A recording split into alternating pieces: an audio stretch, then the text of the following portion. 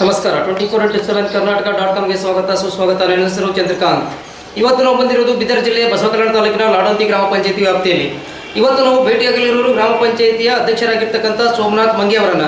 ಅವರ ರಾಜಕೀಯ ಜೀವನದ ಕುರಿತು ಮತ್ತು ಅವರ ಅಭಿವೃದ್ಧಿ ಕೆಲಸಗಳನ್ನು ಕುರಿತು, ಮುಂದಿನ ರಾಜಕೀಯ ಜೀವನದ ಕನಸುಗಳನ್ನು ಕುರಿತು ಅವ್ರ ಜೊತೆ ಒಂದೆರಡು ನಿಮಿಷ ಕಾಲ ಸಂದರ್ಶನ ನಡೆಸೋಣ.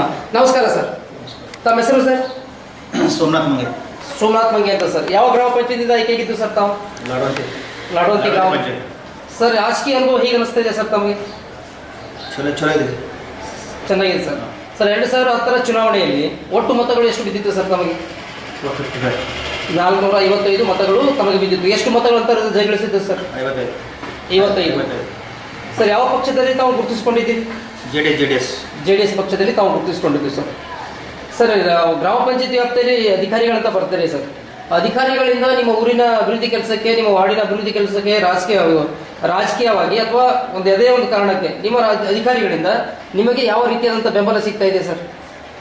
ಒಳ್ಳೆ ಕ್ವಾಲಿಟಿ ಸಿಗ್ತಾ ಇದೆ. ಯಾವುದೇ ಕೆಲಸಗಳಿಗೂ ಕೂಡ ಅವರು ನಿಮಗೆ ಸ್ಪಂದಿಸ್ತಾ ಇದ್ದಾರೆ ಅಂತ ತಾವು ಹೇಳ್ತಾ ಇದ್ದೀರಿ ಸರ್. ಸರ್, ರಾಷ್ಟ್ರೀಯ ಮಹಾತ್ಮ ಗಾಂಧಿ ಉದ್ಯೋಗ ಖಾತ್ರಿ ಯೋಜನೆ ಇರ್ಬೋದು, ನಮ್ಮ ಹೊಲ ನಮ್ಮ ದಾರಿ ಇರ್ಬೋದು, ಇಂಥ ಹಲವಾರು ಯೋಜನೆಗಳು ಸರ್ಕಾರ ಒಂದು ಅಸ್ತಿತ್ವಕ್ಕೆ ತಂದಿದೆ ಸರ್. ನಿಮ್ಮ ಗ್ರಾಮ ಪಂಚಾಯತಿ ವ್ಯಾಪ್ತಿಯಲ್ಲಿ ಯಾವ ಕಾರ್ಯಕ್ರಮಗಳು, ಸರ್ಕಾರದ ಕಾರ್ಯಕ್ರಮಗಳು ಯಾವ ರೀತಿಯಾಗಿ ನಡೀತಾ ಇವೆ ಸರ್? ಚಲೋ 100% ನಡೀತಾ ಇದೆ. ಯಾವುದೇ ಒಂದು ತೊಂದರೆ ಇಲ್ಲದೆ ಸರಳವಾಗಿ ಯಾವ ಜನರಿಗೆ ಬಡ ಜನರಿಗೆ ಮುಟ್ಬೇಕು ಆ ಜನರಿಗೆ ಮುಕ್ತ ಇವೆ ಅಂತ ತಾವು ಹೇಳ್ತಾ ಇದ್ದೀವಿ ಸರ್. ಸರ್, ರಾಜಕೀಯ ನಿಮ್ಮ ಮನೆತನದಿಂದಲೂ ರಾಜಕೀಯ ಮಾಡೋದು ಅಥವಾ ನಿಮ್ಮಿಂದಲೇ ರಾಜಕೀಯಕ್ಕೆ ನೀವು ಪ್ರವೇಶ ಮಾಡೋದು? ನಾನೇ ಮಾಡಿದ್ದೆ. ನಿಮ್ಮ ಮನೆತನದಲ್ಲೇ ರಾಜಕೀಯಕ್ಕೆ ಬಂದದಲ್ಲ, ನಿಮ್ಮಿಂದಲೇ ರಾಜಕೀಯಕ್ಕೆ ನೀವು ಪ್ರವೇಶವಾಗಿದೆ ಅಂತ ಹೇಳ್ತಾ ಇದ್ದೀರಿ ಸರ್. ಸರ್, ಈಗ 3 ವರ್ಷದ ಅವಧಿಯಾಗಿದೆ.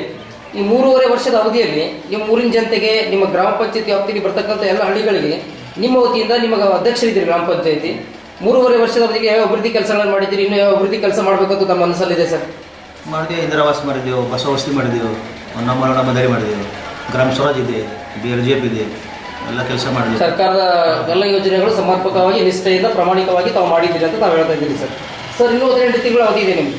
ಈ 18 ತಿಂಗಳ ಅವಧಿಯಲ್ಲಿ ಇನ್ನೂ ಯಾವ ಕೆಲಸ ಕಾರ್ಯಗಳನ್ನು ಮಾಡಬೇಕಂತ ತಮ್ಮ ಮನಸ್ಸಲ್ಲಿದೆ ಸರ್? ಅದು ಮಹಿಳಾ ಶೌಚಾಲಯ, ಸಿಸಿ ರೋಡ್ ಎಲ್ಲ ಮಾಡಬೇಕು. ಅದೇ ಮೂಲಭೂತ ಸೌಕರ್ಯ ಆಗಿರ್ತಕ್ಕಂಥ ಕುಡಿಯುವ ನೀರಾಗಿರ್ಬೋದು, ಮಹಿಳಾ ಶೌಚಾಲಯ ಆಗಿರ್ಬೋದು, ಸಿಸಿ ರಸ್ತೆಗಳಾಗಿರ್ಬೋದು, ಬೀದಿ ದೀಪಗಳಾಗಿರ್ಬೋದು, ಇಂಥ ಎಲ್ಲ ಹಲವಾರು ಕಾರ್ಯಕ್ರಮಗಳನ್ನು ನಮ್ಮ ದಾರಿ ಮಾಡಬೇಕು. ನಾವು ಮಾಡಬೇಕು. ಇನ್ನು 18 ತಿಂಗಳ ಅವಧಿಗೆ ಎಲ್ಲ ಪೂರ್ಣವಾಗಿ ಪ್ರಮಾಣದಲ್ಲಿ ಮಾಡ್ತೀವಿ ಅಂತ ತಾವು ಹೇಳ್ತಾ ಇದ್ದೀರಿ ಸರ್. ಸರ್, ಈ ಒಂದು ಸ್ಥಾನಕ್ಕೆ ಬರಬೇಕಾದ್ರೆ ನಿಮ್ಮ ವಾರ್ಡಿನ ಜನತೆ ಸರ್ ಕಾರಣ. ನೀವೊಂದು ಅಧ್ಯಕ್ಷ ಸ್ಥಾನಕ್ಕೆ ಬರಬೇಕಾದ್ರೆ ಹೆಚ್ಚಾಗಿ ಸರ್ ನಿಮ್ಮ ವಾರ್ಡಿನ ಜನತೆ, ನಿಮ್ಮ ಊರಿನ ಜನತೆ ನಿಮ್ಮ ಹತ್ರ ಒಂದು ಕುಂದುಕೊರತೆಗಳಂತ ಯಾವ ಹೇಳ್ಕೊತಾರೆ ಸರ್? ಸಮಸ್ಯೆ ಅಂತ ಇರೋದು ಯಾವ್ದು ಸರ್? ಇಲ್ಲಿ ಸಮಸ್ಯೆ ಇದೆ ಸರ್, ಶೌಚಾಲಯ ಸಮಸ್ಯೆ, ಮನೆ ಒಳಗೆ ಸಮಸ್ಯೆ, ಅದೇ ಹೇಳ್ತಾರೆ ಸರ್ ಜಾಸ್ತಿ. ನಮ್ಮ ಹೊಲಕ್ಕೆ ರೋಡ್ ಮಾಡಿಕೊಡ್ರಿ, ರೋಡ್ ಫಾರ್ಮೇಷನ್ ಎಲ್ಲ ಅದೇ ಹೇಳ್ತಾರೆ ಸಮಸ್ಯೆ. ಸರಿ, ನೀವು 15-20 ವರ್ಷದಿಂದ ರಾಜಕೀಯದಲ್ಲಿ ಪ್ರವೇಶ ಮಾಡಿದ್ದೀರಿ. ಈಗ ಗ್ರಾಮ ಪಂಚಾಯತಿ ಅಧ್ಯಕ್ಷರು ಕೂಡ ಆಗಿದ್ದೀರಿ. ಈ ಅಧ್ಯಕ್ಷ ಆಗಬೇಕಾದ್ರೆ ಒಬ್ಬ ರಾಜಕೀಯಕ್ಕೆ ನೀವು ಪ್ರವೇಶ ಮಾಡಬೇಕಾದ್ರೆ ಹಿಂದೆ ಮೂಲವಾಗಿ ಹಿತೈಷಿಗಳು, ಮಾರ್ಗದರ್ಶಕರು ನಿಮಗೆ ಜೀವನದಲ್ಲಿ ಬೇಕೇ ಬೇಕು ಸರ್. ರಾಜಕೀಯ ಜೀವನದಲ್ಲಿ ನಿಮ್ಮ ರಾಜಕೀಯ ಜೀವನದಲ್ಲಿ ನಿಮ್ಮ ರಾಜಕೀಯ ಗುರುಗಳು ಯಾರು ಸರ್? ಮಲ್ಲಿಕಾರ್ಜುನ್ ಖುಬಾ ಅಂತ ಹೇಳಕ್ಕೆ ಇಷ್ಟಪಡ್ತಿದ್ರು ಸರ್. ಸರ್, ಈ ರಾಜಕೀಯದಲ್ಲಿ ತಾವು ಇನ್ನೂ ಮುಂದೆ ಏನಾದರೂ ಉಳಿಬೇಕು ಅಂತ ಒಂದು ಆಸೆ ಇದೆಯಾ ಸರ್ ತಮಗೆ? ಮಾಡ್ಬೇಕು ಸರ್, ಹೆಂಗಿದೆಯಲ್ಲ ಮಾಡಬೇಕಿಲ್ಲ, ನೋಡಬೇಕು. ಇನ್ನು ರಾಜಕೀಯದಲ್ಲಿ ಮುಂದಿರುವಂಥ ತಮಗೆ ಇನ್ನೂ ಆಸೆ ಇದೆ ಅಂತ ತಾವು ಹೇಳ್ತಾ ಇದ್ದೀರಿ ಸರ್. ಸರ್, ಈಗ ನೀವು ರಾಜಕೀಯಕ್ಕೆ ಪ್ರವೇಶ ಮಾಡಿದ್ದೀರಿ. ರಾಜಕೀಯಕ್ಕೆ ಪ್ರವೇಶ ಮಾಡಿ ಗ್ರಾಮ ಪಂಚಾಯತ್ ಅಧ್ಯಕ್ಷರು ಕೂಡ ಆಗಿದ್ದೀರಿ. ಈಗ ನಿಮ್ಮ ಉಳಿದಂಥ ಸದಸ್ಯರಿಗೆ ನಿಮ್ಮ ವತಿಯಿಂದ ಏನು ಹೇಳಕ್ಕೆ ಇಷ್ಟಪಡ್ತೀರಾ ಸರ್? ನಿಮ್ಮ ಉಳಿದಂಥ ಸದಸ್ಯರಿಗೆ ಎಲ್ಲರಿಗೆ ಅದೇ ಚಲೋ ಕೆಲಸ ಮಾಡಿರಪ್ಪ ಸಲ, ಎಲ್ಲ ನಮ್ಮ ಜೊತೆ ಕೆಲಸ ಮಾಡಬೇಕು, ಎಲ್ಲರೂ ಕೂಡಿ ಎಲ್ಲ ಸಮಗ್ರ ಒಂದು ಗ್ರಾಮ ಪಂಚಾಯತಿ ವ್ಯಾಪ್ತಿಯಲ್ಲಿ ಬರ್ತಕ್ಕಂಥ ಹಳ್ಳಿಗಳಾಗಲಿ, ಒಂದು ಲಾಡಂತಿ ಗ್ರಾಮವಾಗಲಿ, ಒಂದು ಮಾದರಿ ಒಂದು ಗ್ರಾಮವನ್ನಾಗಿ ಒಗ್ಗಟ್ಟಾಗಿ ಕೆಲಸಗಳನ್ನು ಮಾಡೋಣ ಅಂತ ತಾವು ಹೇಳ್ತಾ ಇದ್ದೀರಿ ಸರ್. ಸರ್, ಇಷ್ಟು ಹೊತ್ತು ನಮ್ಮ ಜೊತೆ ನೀವು ಸಮಯ ತಗೊಂಡು ನಮ್ಮ ಜೊತೆ ನೀವು ಚರ್ಚೆ ನಡೆಸಿದ್ರಿ. ನಿಮ್ಮ ರಾಜಕೀಯ ಜೀವನ ಕೂಡ ಇನ್ನು ಉತ್ತುಂಗಕ್ಕಿರಲಿ, ನೀವು ಕೂಡ ತಾಲೂಕು ಮಟ್ಟದಲ್ಲಿ, ಜಿಲ್ಲಾ ಮಟ್ಟದಲ್ಲಿ, ರಾಜ್ಯ ಮಟ್ಟದಲ್ಲಿ ರಾಜಕೀಯ ವ್ಯಕ್ತಿಗಳಾಗಿ ಬೆಳೀಲಿ ಅಂತ ನಾವು ಹಾರೈಸ್ತೀವಿ. ಇಷ್ಟು ಹೊತ್ತು ನಮ್ಮ ಜೊತೆ ಸಮಯ ತಗೊಂಡು ಮಾತಾಡೋದಕ್ಕೆ 24x7 ಕರ್ನಾಟಕ.com ವತಿಯಿಂದ ನಿಮಗೆ ಆರ್ಥಿಕವಾದಂಥ ಸ್ವಾಗತ ಸರ್. ನಮಸ್ಕಾರ ಸರ್.